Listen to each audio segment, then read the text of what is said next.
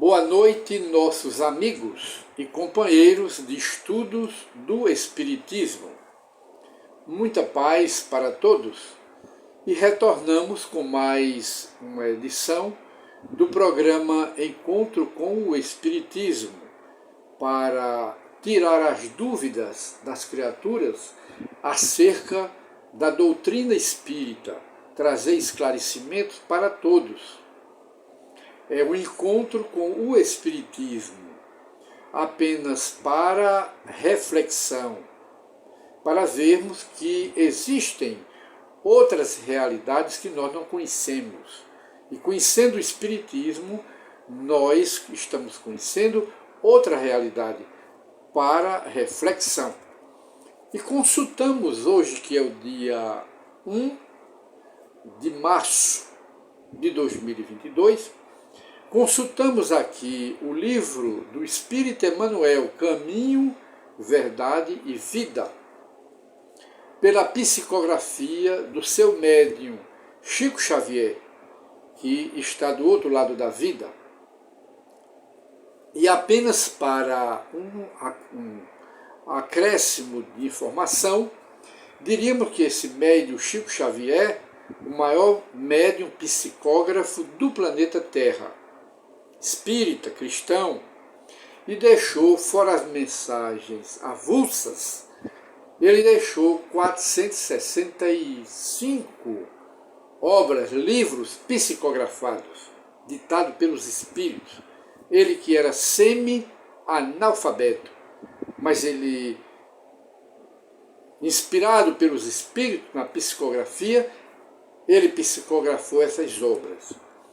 E também o médium Divaldo Pereira Franco, que está entre nós com 94 anos de idade, em plena atividade, em batente.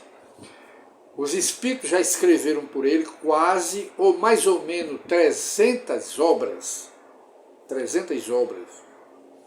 Que as duas obras juntos, Chico Xavier e Divaldo Pereira Franco, somam quase 800 livros ditados do mundo espiritual. Os espíritos desencarnados ditaram para eles, semi-analfabetos, médiuns semi-analfabetos. E de modo que hoje trazemos para os nossos interessados, nossos companheiros, essa mensagem que é uma breve crônica que é sobre semeadura e colheita, mostrando que semear é uma lei de Deus, é uma lei da vida. Semear e colher. Quem semeia o bem, colhe o bem. Quem semeia o mal, colherá o mal. E esse mal e esse bem será conduzido pela própria criatura, registrado pela própria consciência. Cada um carrega na consciência seu céu e seu inferno. E depende da semeadura em cada reencarnação. Em cada reencarnação, nós fazemos semeadura que teremos de colher.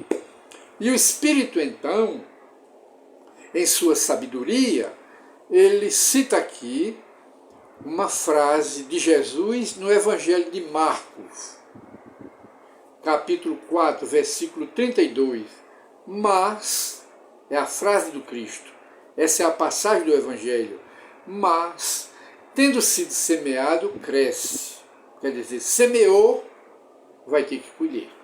É lei da vida. E ele inicia o seu breve comentário.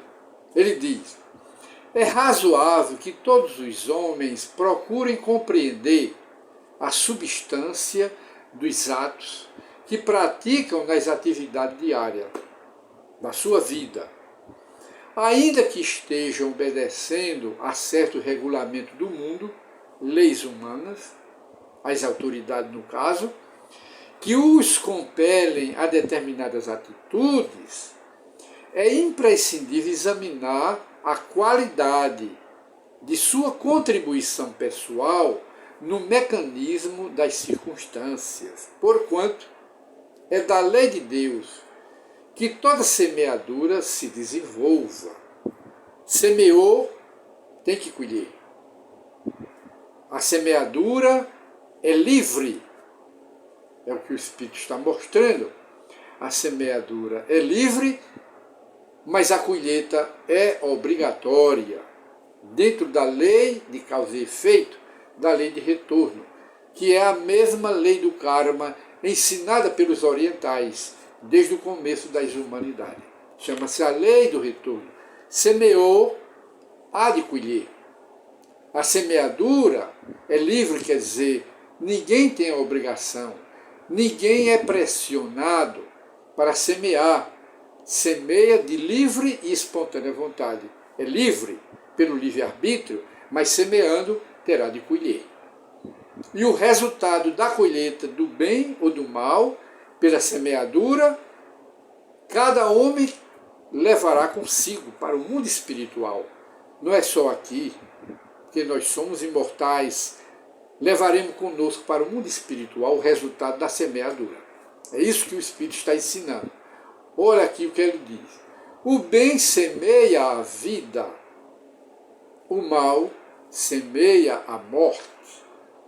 O primeiro, que é a semeadura da vida, é o movimento evolutivo de crescimento espiritual na escala de subida para Deus. O segundo, que é a semeadura do mal, é a estagnação e a prestação de contas. Exatamente. Muitos espíritos de corpo em corpo, pelas sucessivas reencarnações, permanecem na Terra, vai e volta, com as mesmas recapitulações durante milênios. Estão sempre repetindo as mesmas lições, não crescem. Ora, a semeadura prejudicial conduziu-nos à chamada morte no pecado. Morte no pecado.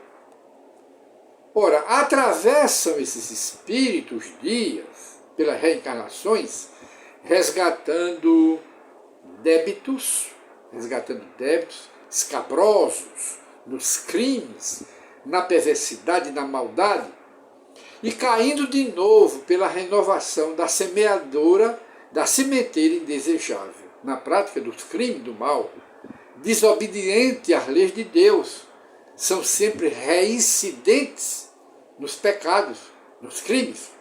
Ora, a existência deles constitui largo círculo vicioso, porque o mal os enraizou ao solo ardente e árido das paixões ingratas. Somente o bem pode conferir o galardão da liberdade suprema, somente a prática do bem, representando a chave única, suscetível de abrir as portas sagradas do infinito, à alma ansiosa.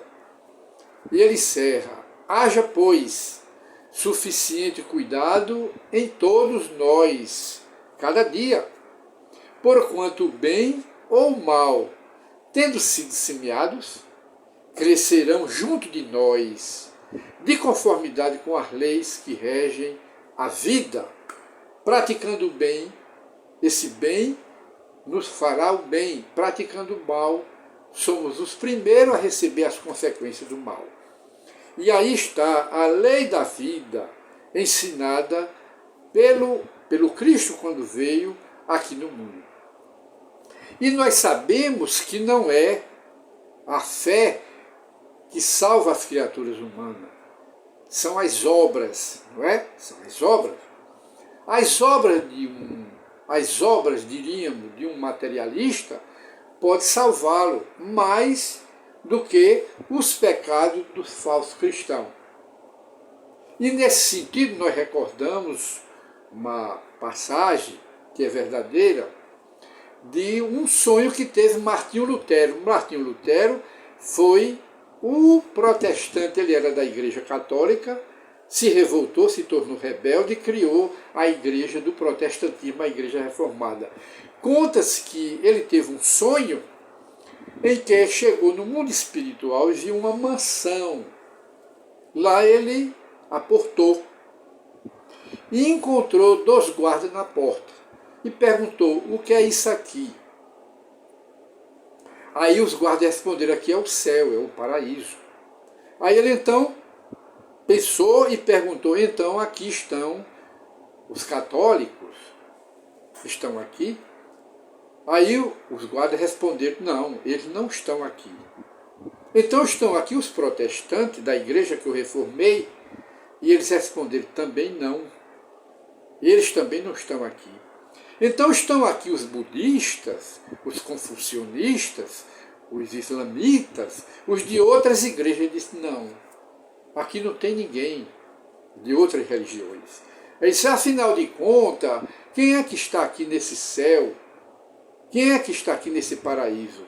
Aí ele disse: estão aqui as prostitutas arrependidas, estão aqui os ladrões, os assaltantes arrependidos, não é? Todos que tiveram uma vida na terra estão aqui, mas todos arrependidos. E Deus abriu esse espaço para eles porque estão sinceramente arrependidos. Aí eles estão aqui. E não esse povo que você pergunta. Aí conta-se que Martinho Lutero, no sonho, passou a mão na cabeça e disse: é preciso que eu retorne para dar outra reforma, fazer outra reforma religiosa. E aí terminou o sonho de Martinho Lutero. Fala-se também que Inácio de Loyola, que foi um dos inquisidores da Igreja Católica, que conta a história das religiões e a história da humanidade, ele também teve um sonho. Ele foi um inquisidor e ele também teve um sonho. Quando ele chega no mundo espiritual, ele encontra também uma grande mansão com 2 guardas na porta. Eram 2 diabos, 2 satanases na porta, tudo armados e com aquela forma de escorpiões. E ele então perguntou, chegou na porta e perguntou aos guardas: o que é isso aqui? Aí os guardas responderam, os satanás responderam: aqui é o inferno. Aí Inácio de Loyola teve a ousadia de perguntar: ah, então eu sei quem está aqui. Quem estão aqui são os gays, os travestis, foi o que ele foi dizendo. E perguntando, e os satanás dizendo: não, aqui não tem gay, não tem travesti, não tem bissexual.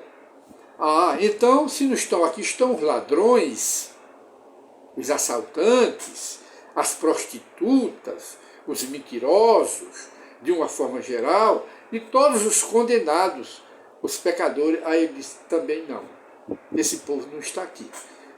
Aí ele voltou a perguntar, já com grande ansiedade e revoltado: então, e quem está aqui nesse inferno? Estão aqui os religiosos que usaram o nome de Deus e o nome de Jesus, os falsos cristãos que passaram pela terra, exploraram os inocentes em nome de Deus e em nome de Jesus, com a Bíblia decorada, com os evangelhos decorados.